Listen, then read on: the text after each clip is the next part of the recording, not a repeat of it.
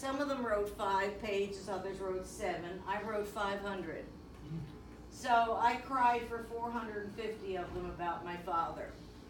And then I thought, what am I going to do with this? It was called Picasso Loves Me. So I read in New York that Norman Mailer was coming to the Thalia, and I thought, well, maybe he'd be a good editor. My ego thought, why don't I run into Norman and ask him to edit my book? So I went to this movie theater where he was speaking, and afterwards he said that I'm going to be signing autographs in the back if you want to meet with me. And so I went backstage, and I afterwards invited him to a cheeseburger the next day at the Lenox Hill coffee shop.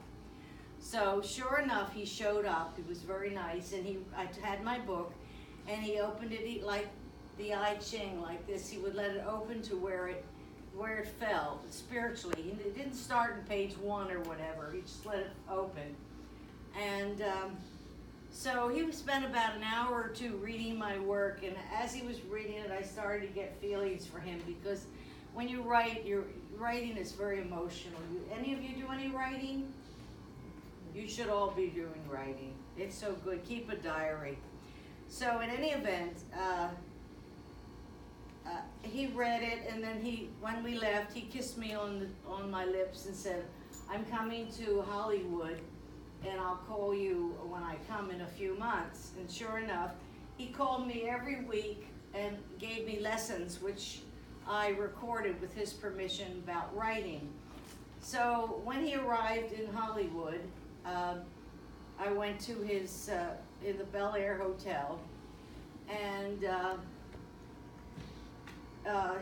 he suggested I quit acting and become a writer, and he would be my mentor. And we made love, and I fell in love with him because he loved my writing. He paid attention to my written words. I was really tired of being looked at and recited. Grace Kelly felt that acting was like being a parrot, and I kind of feel that too. But writing is really like you're driving the plane. You're in total charge. It's a very wonderful feeling to be a writer. So I wanted to be a writer, and now Norman was going to be my mentor. And that went on for 9 years. And what happened was he was $3 million in debt. And some of you might have seen he was married to another woman. And she knew about me, but she pretended she didn't. But he needed what's called a tax deduction. So I became his tax deduction.